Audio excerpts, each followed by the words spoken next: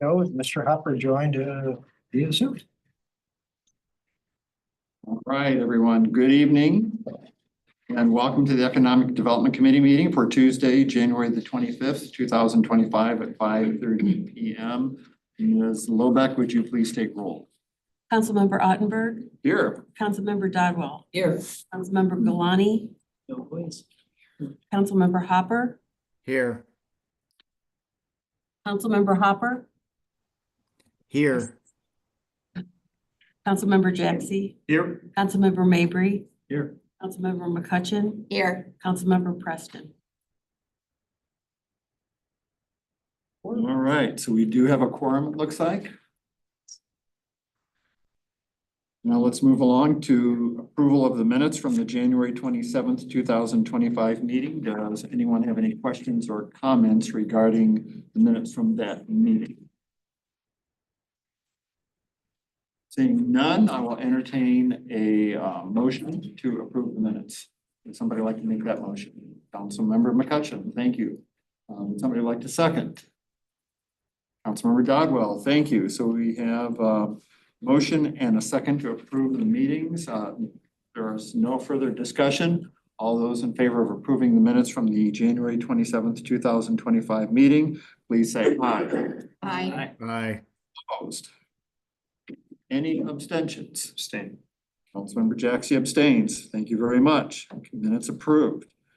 Moving on to the public comment portion. Mr. Vunich, I see we have some gentlemen here in the room. Are they here for public comment? I have no speaker cards. So, but I have also someone on Zoom. And if that individual would like to speak, if they would use the raise hand feature, I'll be glad to promote you. Gentlemen in the audience, did either one of you care to make some public comments tonight on any issues? I think we're here as partners with the Greenberg family as part of the town center development, and we just have some knowledge on incentives and chapter 100s and how those programs have been used in other municipalities, and we would just be happy to participate as needed or wanted. So we're just kind of here as that in that position, I would say. Okay. So for your information, I don't know if you're aware of it or not, but we just concluded a meeting prior to this meeting with Mr. Cohn, and we did discuss that topic. Okay. So if you feel you've got something to add, we would need you to fill out a card ahead of time, but I think we could accommodate you tonight if you wanted to make some comments. He asked us to come to this meeting at 5:30, so I just saw him pop his head in, but yeah, we're fine, we're fine. Okay, very good. Then, Mr. Vunich, if you've got somebody with their hand up that would like to make some public comment, please promote them and give them the floor. It's Ms. Boomer. Should I go? If you'd like to make any comments tonight, would you please use the raise hand feature and I'll be glad to promote you. I think we're good, sir. Good. That concludes public comment. Moving on to discussion items, beginning with for information, an update on business changes and other business news here in the city. So with that, I will turn things over to Mr. Lee. Thank you, Chair Ottenberg. A couple updates tonight, one that's not listed on the sheet, but I'll get to that at the very end. Seems to be the biggest news of the night. First and foremost, the Communication Economic Development Manager position. We have received over 30 resumes for that position, so we've already had one interview. So the department looks to fill that role pretty soon. Depending on how these interviews go, we want to have a couple more before making a final determination. But overall, the resumes that have been coming in seem pretty promising, and it seems like we'll be able to fill that a lot quicker than before. Just want to give a quick update on Good News Brewing. They are still on pace to open in the spring of 2025, so just didn't want to lose sight of that. They are working and are pretty close to getting that liquor license, and the business is on pace to get open here shortly. They've been busy over there. They've been doing a lot. If anybody's been over there, it's almost a completely different building area. They've done a lot of good work so far, and they'll have doors open no later than they were saying April, May of this year. So it's moving quick. On top of that, wanted to give an update. This is still in the preliminary phases of planning and zoning, but Cattails Lodge at 16497 Clayton Road. That business actually went in front of planning and zoning on February 3rd. And there's a public hearing. The owner, Jane Budnick, is looking to have a permitted use of a cat boarding facility limited to cats added to the site-specific ordinance governing that site. In this case, the commission had a couple questions, but overall, with it exclusively serving cats, seemed like they were open to it. So overall, that'll be going back, but seems like it's gonna be moving forward, which is good to see. That space being occupied. Quick note on Sania Spice, located at 2444 Taylor Road. They've been open for a couple months now, but they actually are the city will be hosting their ribbon cutting ceremony this Friday, February 28th at 11:30 a.m. So just note that. Mattress Dogs over at 113 Plaza Drive. Originally it was 101, but now that they've been assigned a number from the fire department, I believe it was changed to 113. So update there, but they are already open. They're working to get their sign permit. They are putting up quite a few signs on the frontage facing Highway 100 and the frontage that's facing Plaza Drive. And in this case, they will be having a ribbon cutting ceremony on Thursday, March 20th, 2025 at 11:30 a.m. That's being hosted by the West St. Louis County Chamber of Commerce, but the city's also partnering in on that. Some negative news, Happy Hounds, located at 2448 Pond Road. It's been open for quite a while here in Wildwood and seem to have thrived. They've built out infrastructure specifically for it. Very interactive dog park is closed. We're looking to get some additional info on why they closed. Last summer, we had met with the owners, the department had met with the owners, and it seemed like things were going pretty well. So overall, that was a little bit of a shock to see them close, but it does say temporarily closed on all the different publications. The one concern is that if you're not taking in that subscription revenue, then it's probably gonna be hard to get those individuals to come back, but it might be something. We've reached out a couple times and the department has not heard back at this time. St. Louis Community College still scheduled for being able to cut a ribbon in April 2025 with classes starting in the fall of 2025. So good to see there. Not only that, but we had the tour that took place not too long ago in January, and overall it seems like they're making some serious progress, and it looks that building is going to kind of become a new hub over there off 109. Should add a lot of opportunity in the area. Bros Fish, Shrimp and More, they are pretty close to being open. They are just touching up a couple things, making sure they're getting through all the licensing from the health department. But overall, they're getting close. Just quick note, Allied Personal Training, wanted to give them a happy birthday. It's their first anniversary coming up in March. And then the good news, it is not anything nailed down or concrete, but it seems that we recently got notification that Benedetto's, someone is going to be hopefully leasing that space. It's a all we know right now is it's a restaurant from St. Charles County, and they've reached out about permitting. So at this time, we do not have specifics on who it is, but we do know that it seems like they're buying the equipment that was currently used by Benedetto's and then leasing out that space. So at that time, once someone moves in there, we'll have all restaurant spaces occupied in the city of Wildwood. The department's available for any questions. Thanks, Chair. Are there any questions for Mr. Lee regarding his updates? Okay, seeing none, we'll move along to ready for action items.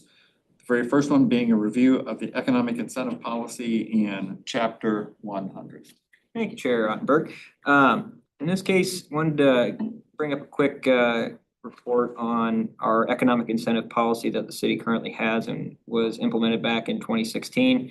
And then also potential chapter 100. Both items were brought up at the last meeting of the Economic Development Committee. So we wanted to make sure to provide just some general background information.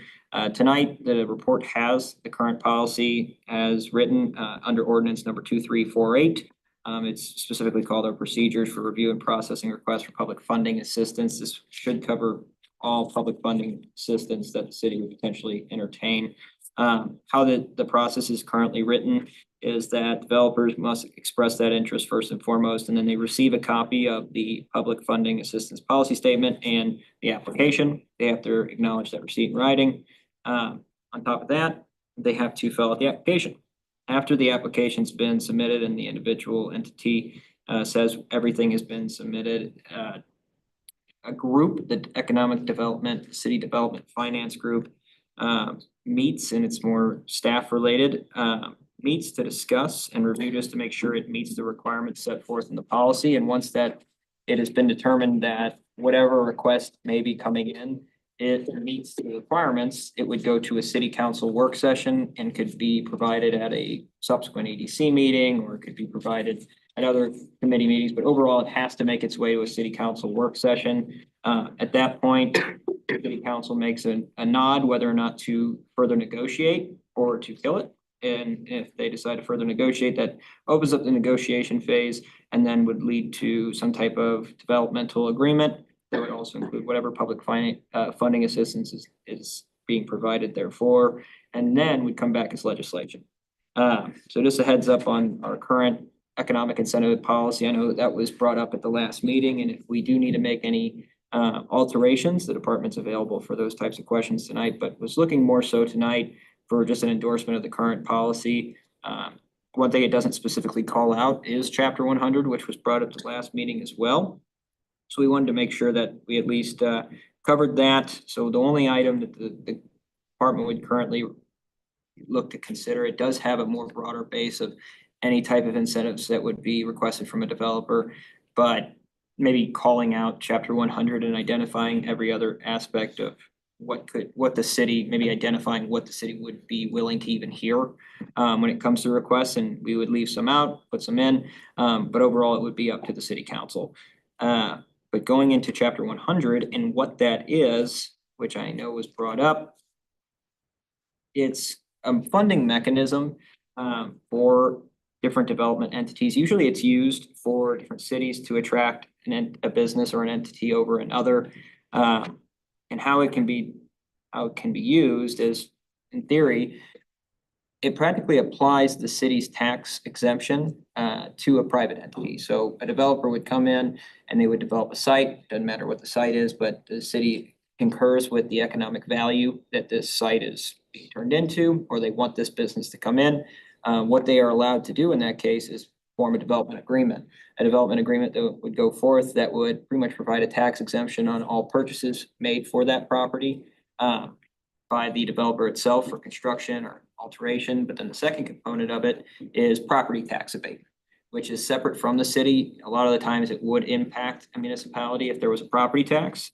In this case, though, the city does not have a property tax. As a major impact of allowing some type of property tax abatement, it would be impacting the school district, Rockwood specifically, be impacting St. Louis County, potentially the fire district, the St. Louis County, the St. Louis Library District, and then the community college district. So what that does, it practically would take away future proceeds from that tax revenue. So right now, say you have a plot of land that isn't developed, it's zoned agricultural, it is not being assessed at a value like it would if it was a skyscraper. You throw a skyscraper in there, you're enhancing the value, increasing the assessment value on that property. So right now, the rate is X. What would happen after you built a skyscraper, you would 10X that same rate. What that does, it keeps it at X and doesn't allow for an increase, but it still allows for the base rate to be paid. I know it's kind of getting a little bit threading a needle here to figure out how to best explain it, because it's very complicated when you actually look at the Chapter 100 itself in the Missouri state statute. But overall, it allows for a shelter for a developer to not pay property taxes for a duration of time after reaching settlement with each individual taxing entity along with the city. Second component there is a way to use Chapter 100 as a developer could request that status to then potentially get a bond issuance that would be paid down over the course of 10 to 20 years. That would allow them pretty much to get a better financing rate from the bank because they would be paying down a bond over time to the city. And then at the conclusion of that loan bond, the property would be transferred back to the individual that's requesting the assistance. So tonight, just wanted to give a brief overview of what chapter 100 was, since it was brought up at the last meeting. Wanted to make sure that, we're providing the best info, but also to discuss the economic incentive policy and make sure that if we need to conduct a review to make sure all items that could be used as public funding assistance for the city, that they're reviewed and then included in a subsequent version or update to our current policy. But department's available for any questions. So you are requesting that this committee endorse the current policy? Either endorse the current policy or be open to just adding specific language to it. Things like chapter 100, or just adding language that says any type of public funding assistance within the. If you look at the one issue that the department was brought up by an entity that came in that was discussing is that under the section 2 of the policy statement, it only mentions neighborhood improvement districts, transportation development districts, and community improvement districts. There is section D that says other public financing options allowed under Missouri state statute. Technically, chapter 100 would be just that. If there would be any change, it would just be calling out that specific provision. Okay. Would somebody like to make a motion regarding what Mr. Lee has just reviewed with us in terms of either an endorsement of our current policy or maybe including additional information spelling out the various aspects of chapter 100? Am I saying that correctly? Yeah, but the department overall, with how it's worded, would just recommend an endorsement doubling down on our current. Okay, all right, then let's keep it simple then. Would somebody like to make a motion endorsing the current policy? Ms. Dodwell, or do you want to make the motion or do you I'll have a make a question? motion, but I want to see if everybody in this room understands what this is. So I was gonna ask some questions before making a motion myself. Yeah. But I'll second it to get to the questions. Perfect. Yeah. All right, so we have a motion, we have a second, now we have discussion, so Mr. Jackson, would you like to go first? So I guess first question, has this ever been done in Wildwood before? Has this ever been done in neighboring cities? Yes. And can you give me an example to help me understand? The recent development, I believe in Ellisville here, the Melee, or whatever, it's right down the street on Manchester. That is Apartment current. Complex is what you're talking Yep, about, right? yes, It's on Next the- to If Culver's. you're going east, it's on the right-hand side. that was Okay. done through a chapter 100. So the city of Ellisville assisted in the efforts to pretty much provide for a property tax abatement for that site. Okay. And the short answer is it helps the developer out. It helps the developer out, and if it's, it helps the developer out in a couple different ways. Tax exemption on construction materials. It can help with obviously not having to pay the full amount of property taxes. It's usually a lesser amount over time. And when you say that, it sounded, the first time that you said it, it sounded like it was in perpetuity, but then you said for a duration, so it has got a timeline on it. Yep, 100%. So it depends on the development agreement. It can be anywhere, usually they're not less than 10 years, but usually not more than 20 years. It's the sweet spot's 10 to 20 years. So it is a duration of time, but I've seen them as low as 5 years, but that's not typical. And I think you started all this with saying it's on the developer to come to the city and say, we're interested in this, would you partner with us? Yep, and then we provide them with information on our policy, and then they submit a formal application, which then is reviewed and then submitted to the city council. And I guess one scenario that I might throw out there just to add some further clarification to this would be if there was a project being built, where the developer wanted to utilize chapter 100, but the construction materials were being bought outside of this county, then the impact on the taxes here, the tax loss would basically be non-existent. Well, we would not be collecting the taxes as if the materials were bought here in the county, but there would not be like a tax reduction. It'd just be the additional tax opportunity would not be there. Direct revenue wise, we would not see any impact if the materials were bought outside of the county. If they were bought inside county lines, then we would be seeing a direct impact, but it would be through the pool and then you'd have to calculate it on that per capita basis. Thank you. That said, the property tax, It would not affect the city either. We don't have a property tax, but it could impact, the services that our residents are utilizing. But at the end of the day, it's just, you can almost picture it like this with the property tax. They're paying the current rate at which they are paying today. After they develop, it enhances the value of the site, then their property tax would go up in theory. What you're doing is you're making sure that their property tax does not go up with the improvements to the site. For a Until period of that- time. Until that period of time, all of a sudden it would windfall at that 10 to 20 year period, and then you would have to pay the full rate. Councilmember McCutcheon, I'll get to you in a moment. Councilmember Dodwell had mentioned earlier that, you don't have any questions? All right, Councilmember McCutcheon. So we're talking about our current policy statement, Mhm. right? So I think you just said it though, if we would approve one of these, then the school district, fire district, they would all lose income? Unrealized income, so if the development were to occur, then yes. But the other thing with these chapter 100s, which are a little sticky, is that the individual entity, usually a municipality would request that that person or that entity go out and say, get a letter of no contest from them to not necessarily support the project, but say, I'm not opposed to them doing the project because I know without doing it or something like that, then it wouldn't happen. So they see the benefit in it. They're pretty much saying, I'm not gonna stand up and oppose this project publicly. So that's one component to make sure that these entities are okay with it. The other component is usually it's worked out where some type of on basis payments are made still to those entities, but it's not as much as they would pay if they were doing a direct assessment 1-to-1, if that makes sense. And so chapter 100 is state legislation? It's state legislation that allows the city to pretty much negotiate with the developer on how to get it. It's usually why they include it in the state legislature created this provision in the first place was to make it so a city that might not be the most competitive when attracting a certain business, like let's just say like an Amazon fulfillment center, and you've got a city that you really want that type of work to come in. You might not be the most attractive place for that to go. And this is something that allows you to be a more financially viable location versus the Claytons. Well, it wouldn't make sense, Clayton, but the other cities in the world that would make a lot of sense for that development.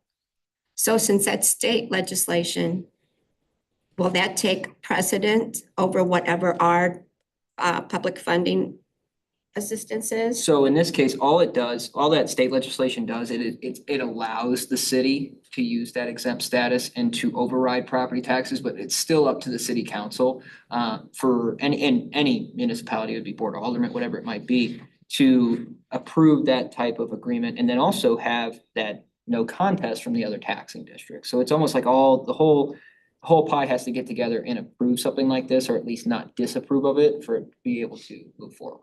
And what would the loss to the city be? In this case, it depends where they buy their construction materials, but if they don't buy their construction materials, there would be no net loss to city revenue. But there could be, you would be potentially missing out on future gains at, the school district or the library district. But if that development doesn't happen in the first place, they're not going to be getting anything anyways. But in perpetuity, 10 years, 20 years later, they would see a windfall of an increase in that assessment. And has any developer come to the city and wanting to use chapter 100? Not exactly at this time, but that's what the idea is today, is to open it up and see if we would kind of get a feel on whether or not this is something we want to even entertain.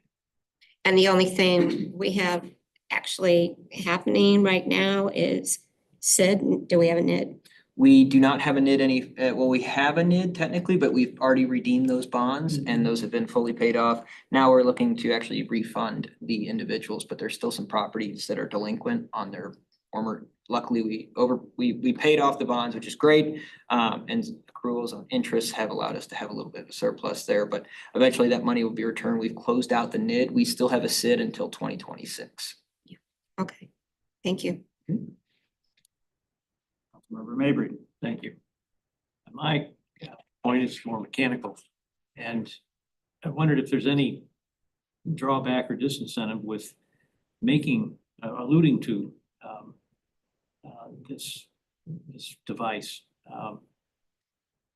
in our own verbiage, which is not changing anything and in fact doubling down, but then adding verbiage that puts the interest or the interest of developers who may not be as savvy into realizing there is this additional instrument that they may not have known about beforehand to put developments where they might not have thought of them as economically viable. So when I heard that it's not making any changes, are there any changes we could make that would be only addition incentives or benefits to the city in adding knowledge to developers that's something they hadn't thought of that will make a development more viable than if they hadn't heard about it. I know that's going to probably take a rather unsophisticated developer or owner to begin with, who wouldn't already know about this device.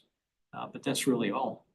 Well, in this case, we could, and that's where it could come up, whereas if we would like to, where it says NID, PDD, and SID, we could add the language of provisions accepted under chapter one That's the hundred. only, and that is the only thing that made me flinch when I heard no changes. Well, we can make changes if they're 100% guaranteed to never add more loss of revenue to the city, never add more costs to us, never come and trick us by accidentally having said something instead of just saying nothing, staying silent on it. Yeah. In that case, we can do that. Councilmember Dodwell. Well, doesn't this vehicle require that you come up with collaborative agreement between the two parties? Yes. So that you know exactly when it's going to end, what steps they have to take in order to get the funds. How that reduced process at that would point. work in theory, would be that just, following our policy, but also adding in the elements of chapter one hundred is that the entity would reach out with official interest in this type of mechanism. The city would send over its policy because it falls under that, under section D of the public funding assistance. And in that case, they would then fill out the formal application. Once that application's been received, the city team would review it, make sure it meets the requirements outlined in this policy, and then it would be brought back to a committee just like this, and you would actually see the formal application. And that includes how do they finance this project, if we're gonna move forward, can they finance it? It has those letters of no contest included within it. Those types of actual on the ground, very real numbers that would make sure that something like this would go through. Councilmember Dodwell. Question for the group as a whole. How many people in this room want to ensure that we have town centers stay viable Depends, and productive? depends on what that, I mean, it depends on No, I what the don't wanna, situation is. I don't want a manufacturing facility in the middle of town center, but Personally, I don't like the fact that the school district and the fire district would be losing revenue. they're not losing revenue, they're just not gaining any. Well, same thing. No, When, it's when not you're the in, same well, thing. when you're in a school district, if you don't get an increase, it has a huge impact on the students, on the teachers. Yeah, but if somebody came in today and the school district knew that in 10 years, they would be able to get the revenue from that, do you think the school district would, rather than no revenue at all, ever, I would take the gamble on, okay, let's go for the 10 years. That's just my perspective on it. Having worked in a school district, I don't think so. I've worked in a school district too. Yeah, Yeah. I don't think so, especially they've already lost revenue from the state and some of them are line items and they get taken out. And the teachers don't make very much to start with. Well, So as far as school districts go, and that's in here, then I'm opposed to that. but So probably one of the ways that a smart developer would go about doing something like this would be to get in contact with the districts to Mhm. see if they would have, if they would be opposed to this type of a consideration of chapter one hundred. If the school district were to say, we don't necessarily like it, but we're not going to oppose it because we think this would be good for the community, then that might or we alleviate some of the can see 10 concerns. years down the road. Scott. Oh, I'm sorry. So I had the same thought when he first started talking, and one of the things that caught my attention, right, is if we put in 188 apartments, right? That's gonna come with some additional burden to schools and to fire departments. Those were the two examples that you gave as well, right? But those were also what was going through my head. But if the developer has to go to those entities first and say, what are your thoughts? Can you still support? Yes, you're not gonna get additional revenue now. That revenue might be deferred or delayed for 10 years or 15 or 20 years. But if 188 units went in tomorrow, can you support either from a school district perspective or a fire department perspective? I like that they have to go seek that input first. And then I'm comfortable with it because they have to seek that input first. So those partners that would feel the burden, in my opinion, have to come on board and say, yeah, we think we can handle the burden for now. Knowing that but I get what you're saying, I think I get what you're saying, and I agree with you that 188 units, and I'm just using that because I think that was the last number I heard about this development, right? That would, for a fire department especially, that, and an apartment complex, that's a big deal in my opinion. So they need to be able to say, yes, we think we can support that for now, and we would not be opposed to it. Yeah. So I'm in favor because of that provision. And how these typically work too is that if they have to go out and seek that approval, right? So there's also a component where they can negotiate with the other entities to say, hey, I know you're not gonna get that immediate jump after I build this thing, but I will pay you flat amount each year at whatever rate. It doesn't necessarily have to happen that way, but it's more so you're replacing that 100%, it's taxes. If you don't pay it, we're gonna auction off the property and someone else buys it. To direct more of a individual agreement in between each and every district. So you said that, and I guess my question, and you may not know the answer to this, is do you know of examples where that's actually happened? I believe, I would need to look that up. I could Yeah. provide some. And truthfully, that's where the fire department or the school district, in my opinion, should go back to them and say, no, there's no way we can support 188 units, not with what we're getting right now. That's where the developer then has to turn around and say, okay, well, I'm looking for the tax break of the 100%, but we could do X. Yep. In between that, would that do it? So I like the process so far, what I'm hearing. I think I'll support.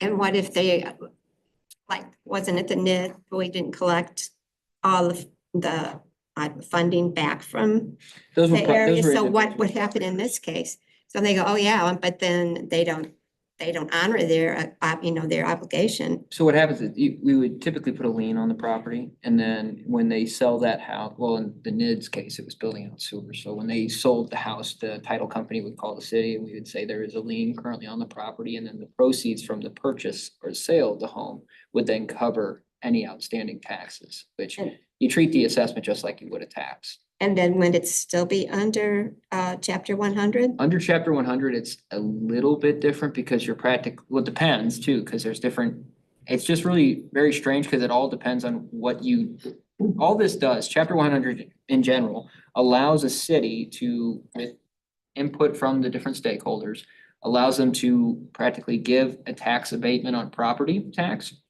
and also pass their tax exemption, sales tax exemption onto that developer or whoever as well. So there's like two different components. You could do one or the other. And it literally just lets the city do that as a mechanism. For us, if we wanted to go in and say, well, we're not really comfortable with the property tax, but the sales tax thing, that's not too upsetting. We could just carve out in the developmental agreement that, hey, the sales tax is okay, but property tax abatement might be a bridge too far. And then it would have specific provisions on what's allowed, what's not, and they're still paying their property tax. Or if they're not paying their property tax, it would cite they're paying X amount of dollars in lieu of that property tax.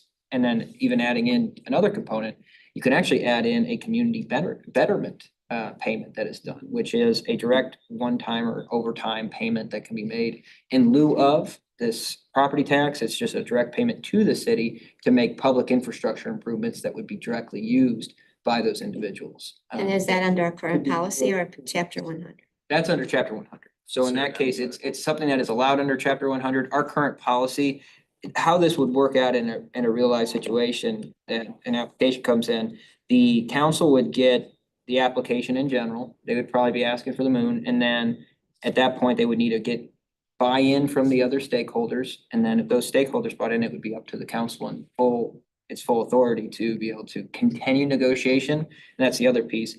It would go to a work session after maybe getting an endorsement or two from a committee. It would go to work session for kind of, is this something that's even worth entertaining? If so, then we'll negotiate a developmental agreement with whoever the entity is. And if that's the case, it would go forth and that development agreement would go under ordinance and then have to be read twice. There are a number of checks and balances built into this whole process with the communication that would have to take place with these various districts, fire, community college, Rockwood School District in our particular case. And then all that information would be presented to the council, who can then review it and make an informed decision. And then in general too, just as a provision under chapter 100 is that, you know, as a city, you want that developer to do your legwork when it comes to reaching out to those taxing districts, because obviously they're the ones that would truly benefit from it. But chapter 100, the provision in the state statute actually provides for, once you get past that work session, kind of, hey, we're gonna negotiate it, that's you as a city then have to make sure that all the taxing districts are notified. So both entities, the goal is though, for City of Wildwood would be, if someone were to ask for this, the onus is on them to give first notice and then to get that letter. And then by the time we have to give our official notice, it's already, oh yeah, we knew that. We've already agreed to something.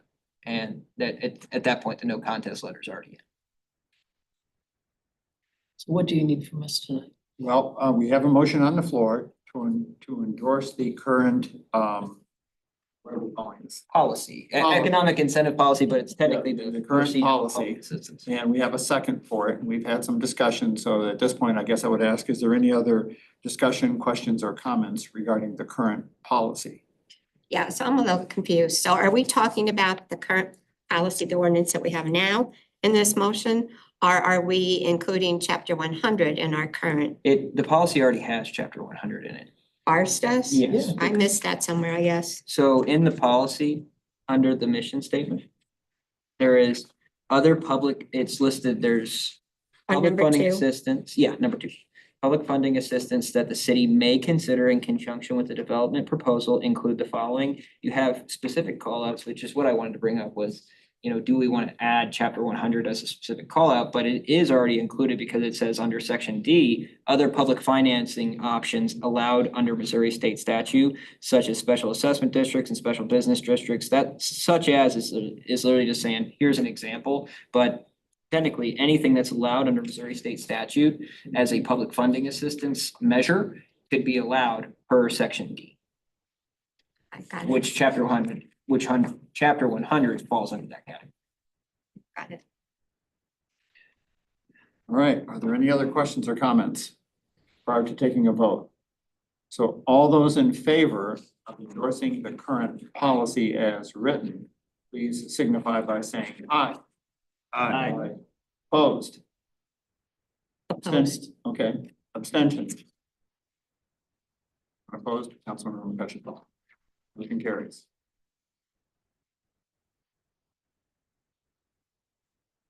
Moving on to the sign code survey timeline extension. So Mr. Lee, I think we're back to you on. Yes, thank you, Chair Ottenberg. In this case, I do not have the memo in front of me. The department published a sign code survey back in January at the Wildwood Business Forum. The idea of this, and we'll be discussing a little bit further tonight, is the review of the sign code that will be upcoming. Right now, we have done a pretty thorough job of getting it out via the Business Connection e-newsletter, our Wildwood Business Connection social media page on Facebook. We put it out quite a bit, and obviously at the business forum, we had about 15 to 25 attendees. I'd have to go check the count, but overall, every time that someone has come in for, you know, some type of licensing or someone where we had an interaction, business visitation, we have given them notice and provided a QR code or something along those sorts. And we currently have, at the time of the writing of this report, it was 5 responses. We have increased that to 7 as of today. But currently 7 responses. The idea was to get approximately 50 responses from the business community so it could be a fair sampling of our commercial entities. And with this being such a hot topic, when our businesses bring it up, we thought it would be something that would be so easily filled out. It's 5 questions, it's very quick. So tonight, the department is requesting some additional time to keep it open. What we'll do is each week, we'll do a post on our social media. We will do another e-news reminder for it, and we will just keep hitting it home. The question tonight is, are we okay with extending it and then bringing back whatever results we do have at the March meeting? And then the second component of that would be, do we want to potentially send out a direct mailer to all relevant businesses to have them, encourage them to fill out the survey? At the end of the day, the department's the perspective of the department is that we have been doing enough to get it out there that it should be accessible, but would be something if we want to kind of turn up the dial, we could send it out via a mailer. So what specifically are you asking us to do tonight? Tonight, requesting an extension on keeping the survey open and then What kind of extension would you be? to the requesting? March EDC meeting. March EDC meeting, okay. And then feedback on whether or not to do a direct mailer to each of the businesses. So do we have a motion to extend the survey deadline to coincide with our March meeting? All right, Councilmember Jackson makes the motion. Councilmember Mabry, are you looking to second? To get it going, yes, sir. Okay, all right, thanks. So thank you very much. We have a motion, we have a second. Any discussion? Councilmember McCutcheon? How many businesses do we have in Wildwood? Is that home occupation included or just commercial? Are you gonna send them to both or just? Just commercial? commercial. Then how many About commercial? 169. Yep. Councilmember Mabry? That was a perfect question. It was going to be my first question. Yeah, I'd like to know if there's consensus to add to an extension to bring in what I thought I was reading about the viability or the incentives of a go door to door or anything other than just a 1-month extension. And what I thought I heard was constant updating of the website.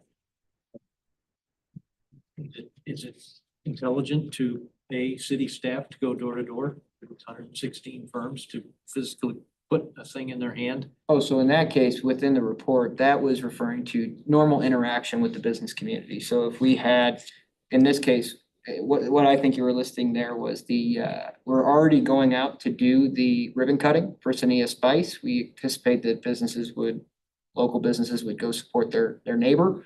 Okay. Yeah, in that case, we would have some type of QR code available at that meeting. Dog, There is no specific door-to-door knocking though, but if there was, that was saying was traditional, if a business comes in, hey, I need to renew my business license or whatever it might be, just standard question about signs. We would then give them a copy of the survey just as a added measure, but not going out directly and knocking on different businesses. you're saying that that's Councilmember- not intelligent, or you're saying that that's not viable, or you're saying that it's not budgeted, or you're saying it would not be of any use at all? We could do that. Okay, So you could. in that case, though, it would be something that quite frankly, the department does not have time to go to 169 businesses. Then we could not contract with an agency that does PR like that We type of could outreach. contract through an agency. Are those things, thinking a little bit further out of what we're thinking about, are those intelligent things to do to pick up a big majority of those 116 businesses where you've only gotten 7 so far? Yeah, I would say so. In this case, I mean, we're trying to maximize results in return on. Was it just not thought, It could have been the weather that we've had in the last 2 months. Businesses were either trying to get people access into their building or business and dealing with shipping issues, and who knows? They may have had a lot of other issues going on over the last month and a half, weather related more than anything else. So, go ahead, Mr. Mabry. I'm not thinking that, I'm always back to communication is key. It's the first priorities, communication. I don't think any business of these 116 are intentionally boycotting and just saying the city's signages are really in the pits. I don't think that so much as the fact that despite the fact I don't think part of their daily business is to go open up the city's website and see what's going on. If we were to drop a postcard in every door, or if we were to just send Boy and Girl Scouts out and give their pack some money. Just something that we're doing more than just the usual and getting back the marginal. Because it sounds like that's what could be going on. So, to sort of tag on to what you're talking about and to come up with something that may address, what you're discussing, which is, getting, more participation. Mr. Lee, how many surveys would you like to get back so that you feel you have a About 50. 50. That was the goal. Could we utilize, and maybe you've already done this, utilize, businesses of Wildwood and ask them to send something out to all of their members? And maybe they would include a QR code and some type of an email communication in order to increase the number of responses. Yes, we have shared it with the businesses of Wildwood to share with their group, but we've also sent it out via our e-newsletter to those. We get emails that come in for business licenses that are submitted. In that case, that makes up our communication list, if you will, that has been sent out. But like you had mentioned, Mr. Mabry, there are instances where, if you're trying to keep up with the business flow, or you might be not enough time to fill out, or you didn't catch that email. So in this case, that was why I was brought up. We could send out a direct mailer to 169 businesses. It would be a small expense, but it would be the cost to print about 169 pages of paper, and would be the cost of postage for 169 letters. So that was the idea, to maybe try to boost up. If it comes into official letterhead, comes with an official first-class postage from the city, typically that gets attention. In that case, they open it up, it's for feedback. That could help boost with the response rate that we're getting. Would you recommend a letter or would you recommend a postcard? Would a postcard save us money and still be as effective? I think a letter would help with response rate traditionally What with would you estimate the cost of that to be? less than Rough estimate. $100. So, Mr. Mabry, you've already heard the motion, and the second we have, would you want to propose an amendment to that motion? To Yes, add thank the you. mail- As captured by Mr. Lee's use of a letter mailed directly to each registered business. Would somebody like to second that motion? Second that amendment, I guess I would say. Councilmember McCutcheon, thank you very much. So in front of us right now, we have a proposed, I'm sorry, can you repeat the motion? I can't hear you back here. Oh, sorry. about that. That's okay. Sorry. Only that in addition to an extension, 1 month seems a little light to me. But in going with the extension that's being proposed of a month, that an amendment to have direct mailer letters, not postcard, direct mailer letters to the owners of all 169. 169 registered businesses that are not home businesses in Wildwood. Okay, thank you. Communicating the existence of this survey. And the availability to have a hard copy if they would like to come to City Hall. They'll have a QR code, it'll have a link, it'll also have a hard copy of the survey that they could return to us. Okay. That worked really well with our, when we did our solar survey. So just taking some notes from there. All right, very good. Thank you. All right, so we'll vote first on the proposed amendment, which is to do the direct mailer as Mr. Lee described it. So all those in favor of the proposed amendment, please signify by saying aye. Aye. Those opposed? Abstentions. So the amendment has been adopted. Now we're back to voting on the original motion, which was to extend the deadline to coincide with the results coming back in time for discussion at the March meeting. Is that correct? That's correct. Okay, all In this right. case, the department, if we want to give this some time, we could talk about an extension. It would need an amendment to the motion. But if we want to talk about a different duration of time, the department would not be opposed to that. And we could always come back. If we get that 50 responses from this direct mailer, it could be brought back in March, but it would potentially give a little bit more time for the business community. So what would you prefer, an April extension? That would be fine.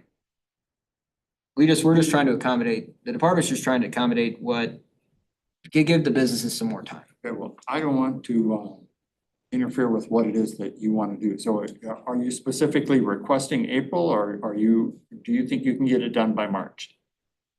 We can definitely have the mailers out this week, but Okay. it would be so, getting 50 people to respond to it, I can't force them to respond to it, so in that Right. case. Okay, Councilmember Dodwell. Here's my concern.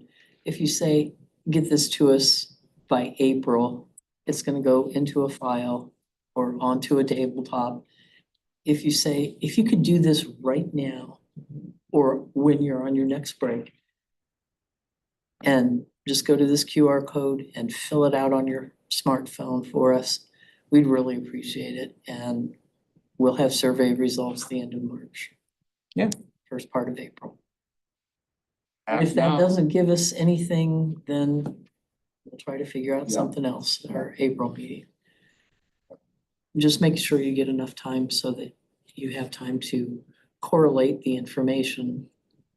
So right now, our motion is for this to be completed in time for the March meeting. That's correct. Okay, all right. Everybody understand what the motion is? And it includes the amendment as proposed and seconded by Ms. McCutcheon, which we voted aye on.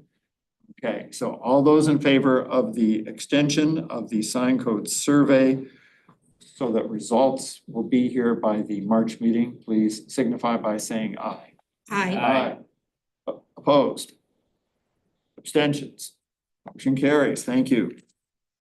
Moving on to master plan update 2026 economic development component. And I guess, Mr. Lee, we turn this back to you or? We can let Mr. Vunish, not, well, I can start it off, then I'll pass it over to Mr. Vunish, but tonight, the department just wanted to provide an update. There is some time with the economic development element update.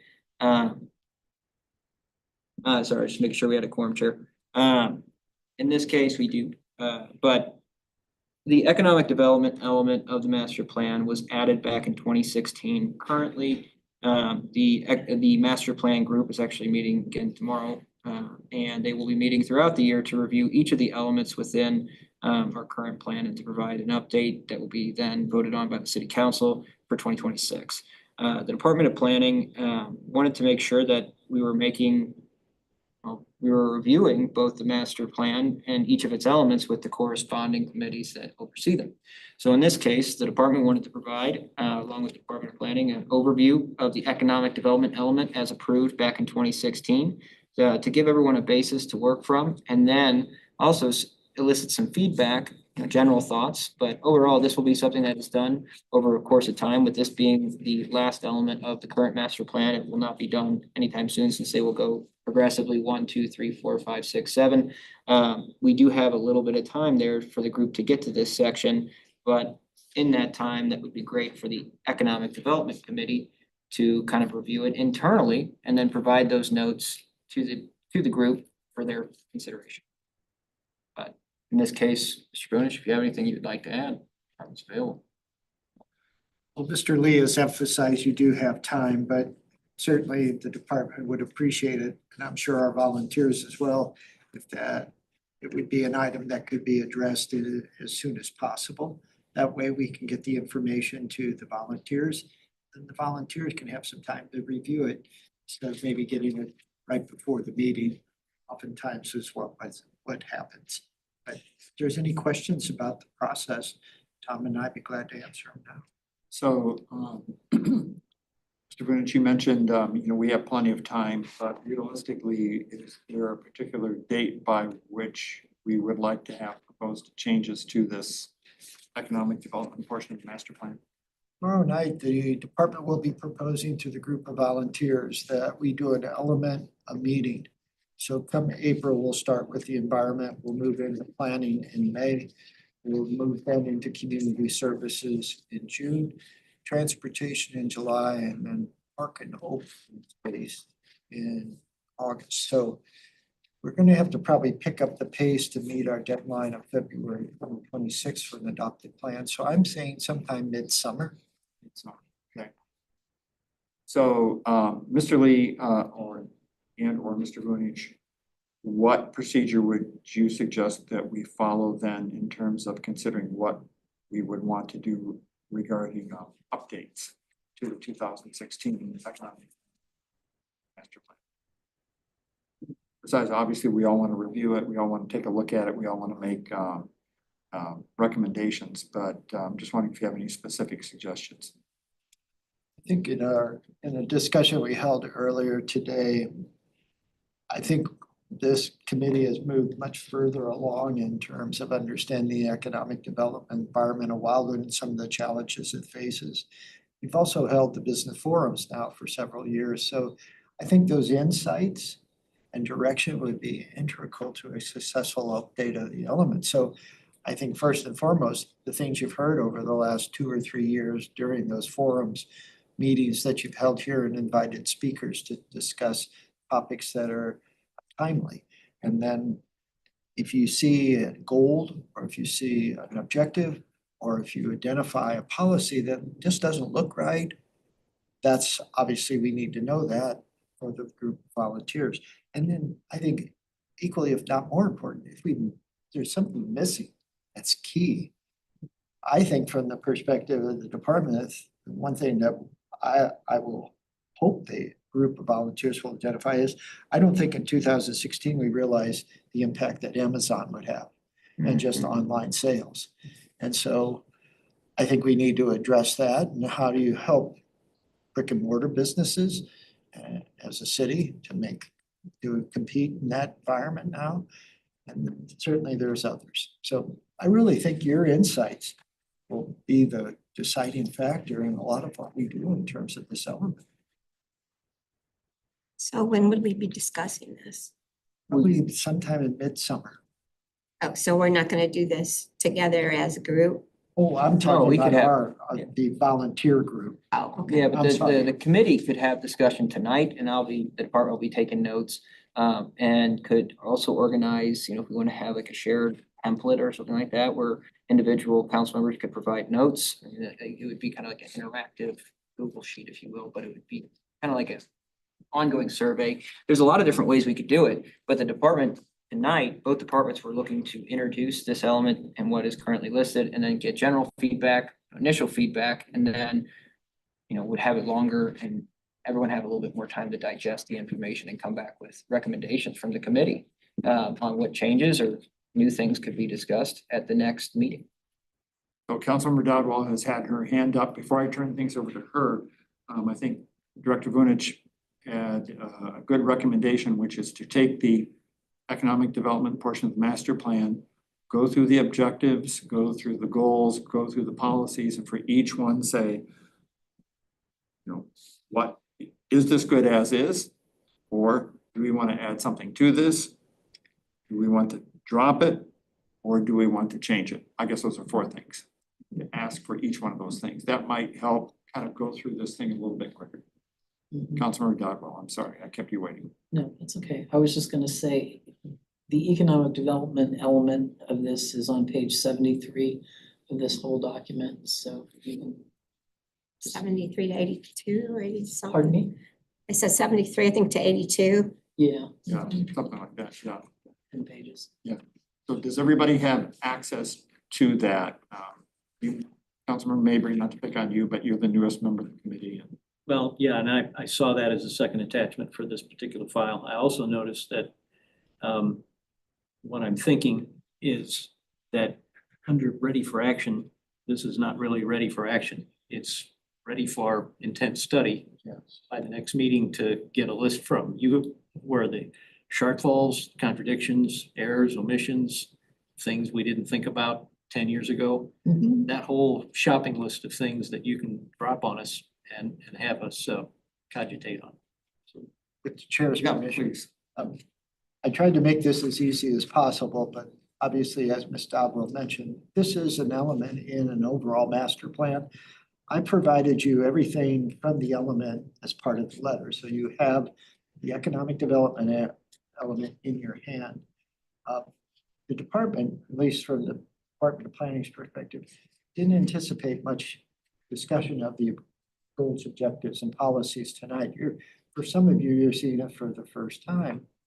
It's been around for 10 years, so that's a mistake on my part, that this isn't more probably something that we talk about on a regular basis at our city council meetings, et cetera.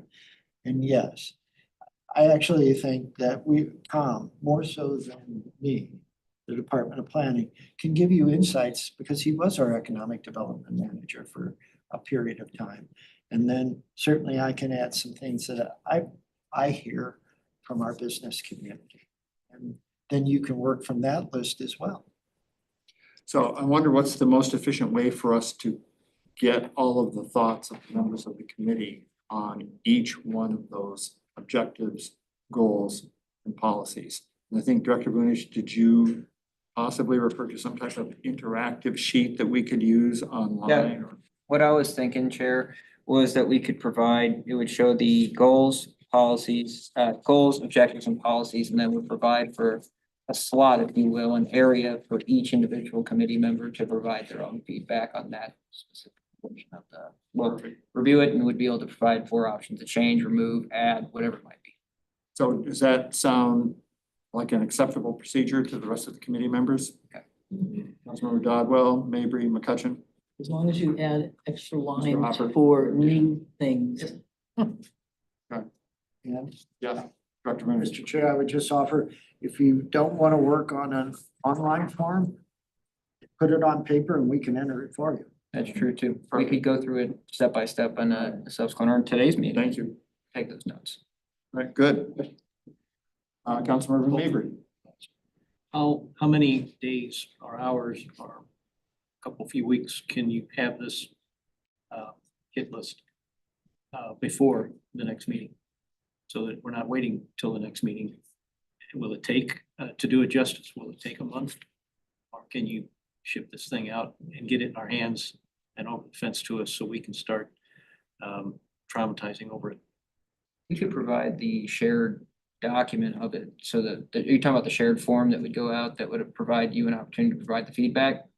Yeah, items that you'd like to have us react to, and then that would give us an idea of the items that we think we need to add based on our experience here. I've been hanging around for 38 years. But then being able to add to that, get that back in your hands, because Chair is right, I've only been here a year.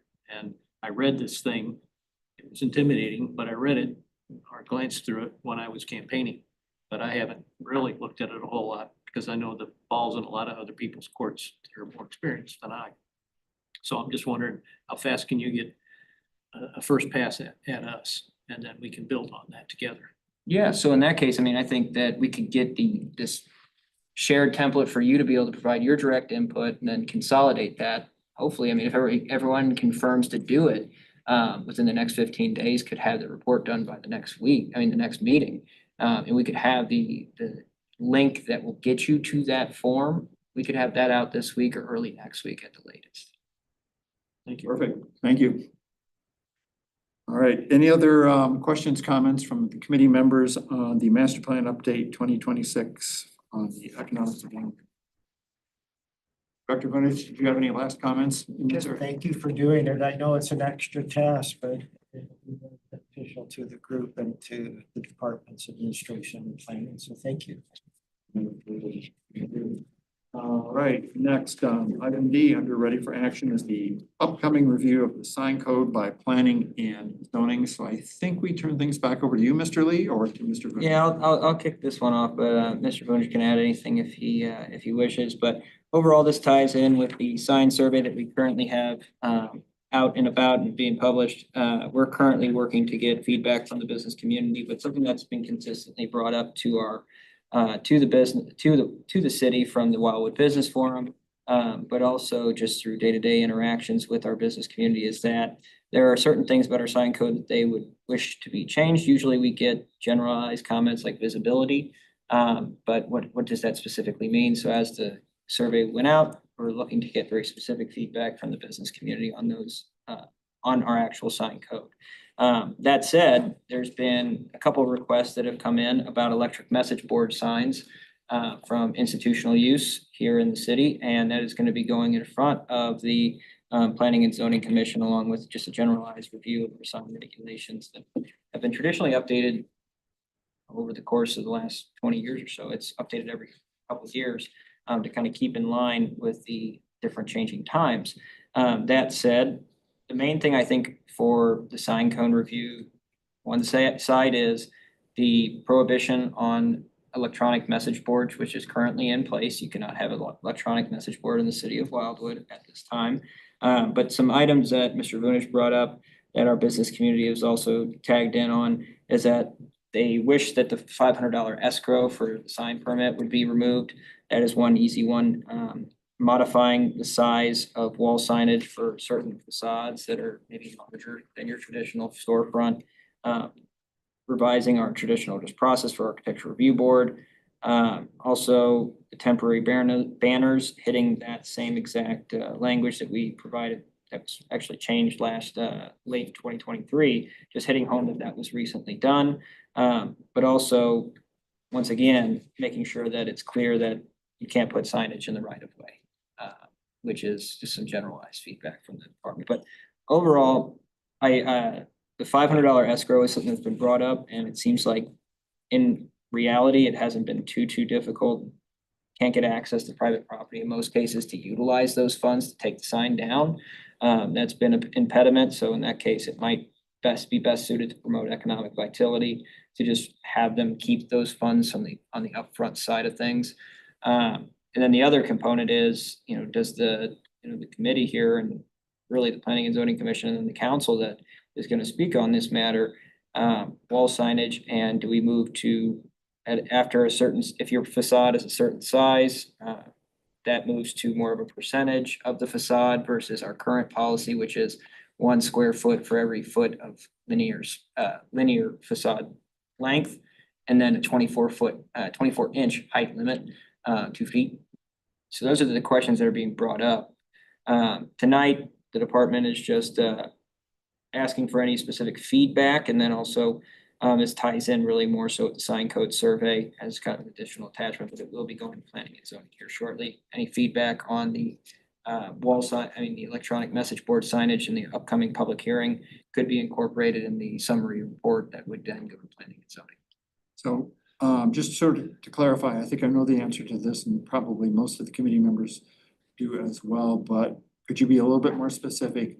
You said that Planning and Zoning Committee will be considering electronic message boards for institutions. Institutions would be schools, churches.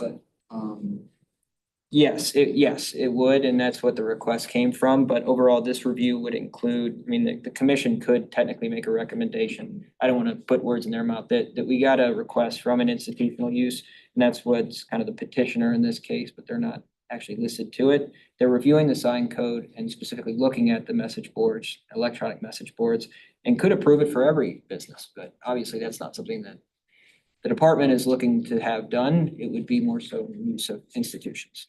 Okay. All right. And they're definitely considering the institutions at their next meeting. Is that correct? There is a public hearing for it, Joe. Feel free to add. So, Mr. Chair, the Planning and Zoning Commission will actually hold a public hearing on these particular items, the sign regulations, this coming Monday, March 3rd.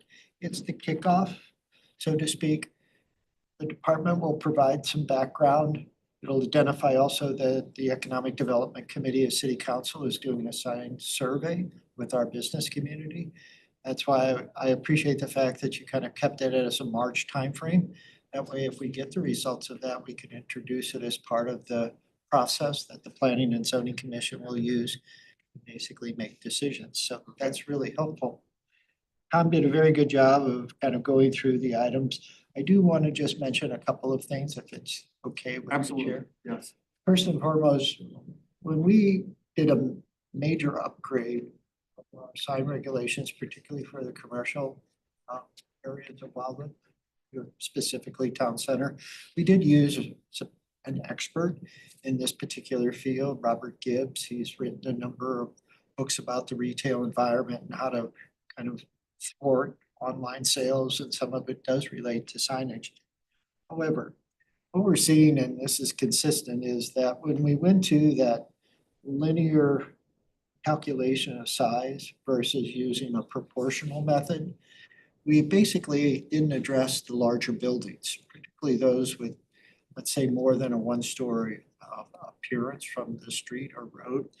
And I think that's going to be critical. I believe that's going to address a lot of the concerns. Going to a proportional size, which is what St. Louis County has used for years and years, seems to fit better. And it does address the larger facades or frontages. And in terms of reinforce the process for our public right-of-ways, recently Mayor Garitano sent out an email. There's businesses that consistently put their bandit signs in the right-of-ways. We've not been very successful at addressing them. They know we go home at 5 PM on Fridays. And generally they're back out sometime on Sunday late or Monday very early picking them up. So we need some assistance from other sources. And so what I'm thinking is this is an opportunity to kind of make sure that we contact our municipal court, our prosecutor and the police, and get some input from them to see if there's a better way to do what we're doing. So like I said, I think there's a lot of positives here. I think we can address the comments we heard at the business forum back at the end of January. And I still think we can have an attractive set of signs that complement architecture and our streetscape. So we're looking forward to it and we'd love to hear your input. Thank you. So Mr. Lee, is there any action that you were looking for from this committee? Yeah, the department was looking to see if the committee tonight agreed with the items listed in our next steps. Would you like to maybe endorse those types of reviews? Or would you want to add, remove, or emphasize any of the items that are currently? So maybe for our benefit, if you wouldn't mind, maybe a quick bullet point recap of what you see as the next steps. Certainly. Eliminate the $500 sign escrow due to a long list of application issues, particularly accessing private property. So that's that $500 escrow. Modify how flat wall sign size is calculated to better address larger facades in a more proportional manner. Revise process for architectural review by the city's board to better reflect current trends.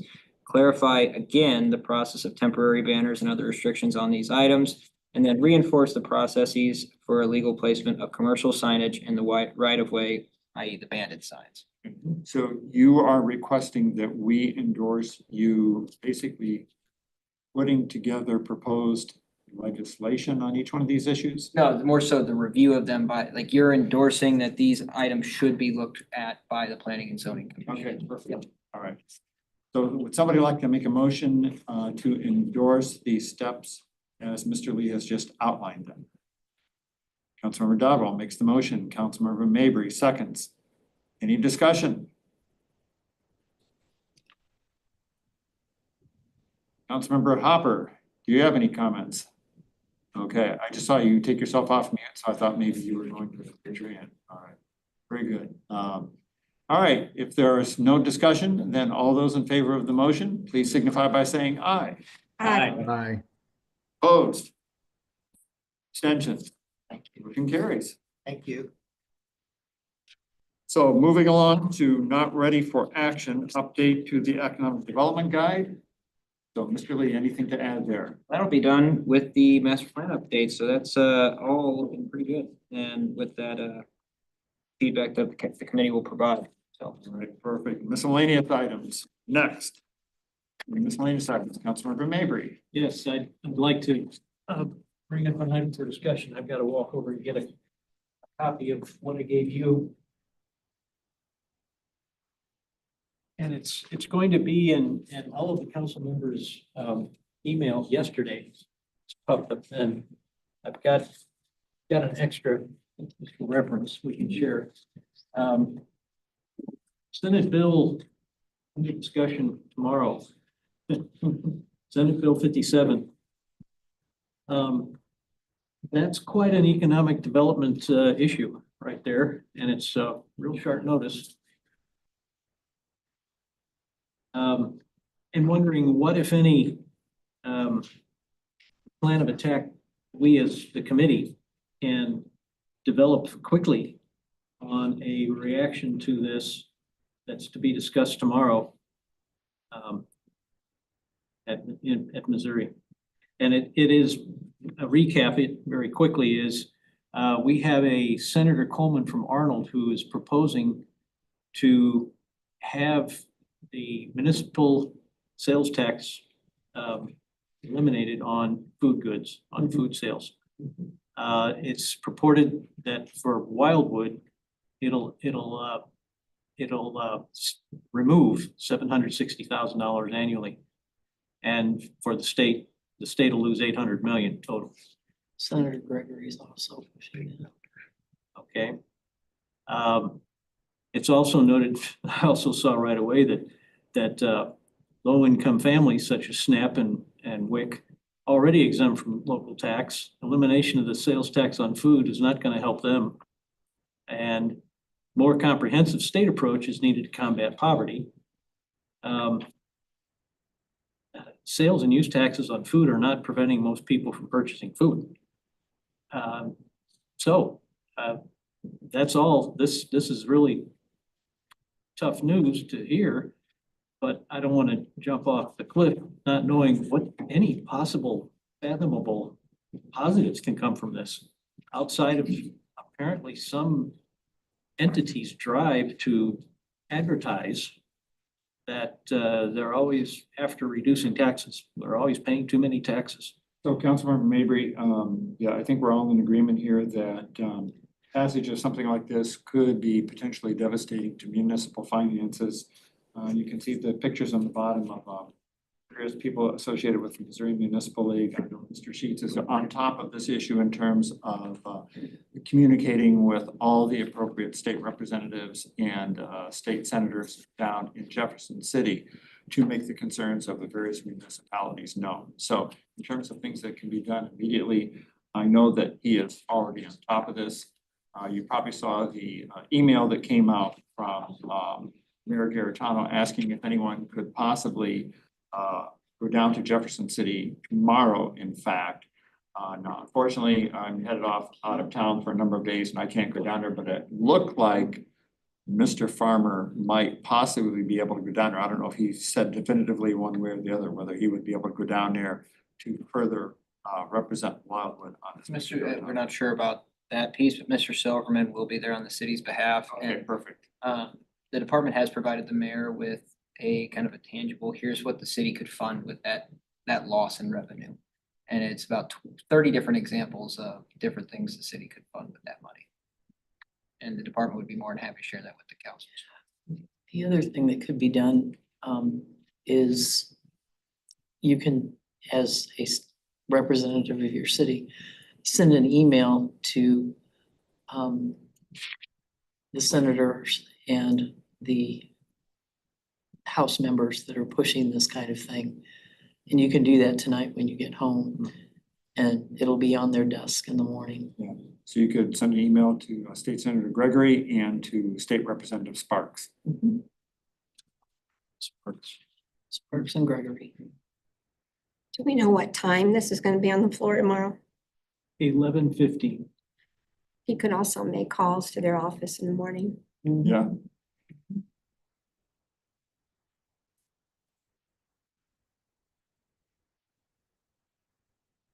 Thank you, Chair. You're welcome. Any other items under miscellaneous? City council. I don't. And email. Yeah, Senator from your city council. I'll go again. All right, Mr. Mabry. Thank you. A resident sent something in that I just caught, made a mistake of doing something else today for part of the day. And it's an email from a resident stating that they would appreciate attention paid to Rockwood School District education employees as being apparently either underpaid or not properly regarded in their pay structure. And I don't have that email in front of me right now. But if I barely saw it, then I'm figuring some other council representatives saw it. and wondered if it's something that's our business or if we should nose out of school district business. I have not seen it, but I would say that is the school district's business and not ours. However, nothing prevents any of us who are, as public citizens, from commenting on something like that outside of this meeting. AKA Thank use your personal email to, Yeah, use your personal email to Yeah. respond to that, not your city email. you can Thank comment you. as public citizens, but not as elected officials. Necessarily. All right, any other items under miscellaneous? A gentleman appeared after public speaking. I just wanted to make sure if he had anything that he needed to talk about. Nothing specifically, I'm here to enjoy the conversation. All right, good, good. Do you live, where do you live, sir? I live in your ward, I'm off Baskin Farm and Shepherd. Okay, very good. All right, thank you for being here. Certainly. All right, any other items under miscellaneous? All right, in that case, the next meeting will take place on March 25th, 2025 at 5:30 p.m. With that, I will entertain a motion for adjournment. Would somebody like to make that motion? Councilmember Dodwell, seconded by Councilmember Mavry. Non-debatable. All those in favor say aye. Aye. Opposed? All right, motion carries. Thank you everyone for being here. Have a minute.